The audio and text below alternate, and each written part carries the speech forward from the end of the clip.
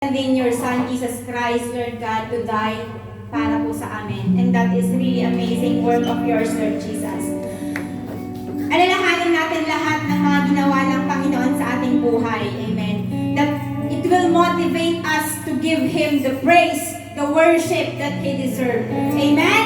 Hallelujah, Lord. We worship You in spirit and in truth, O God. Hallelujah. Let's sing kamangha-mangha. Hallelujah. Sige po, ipalitan natin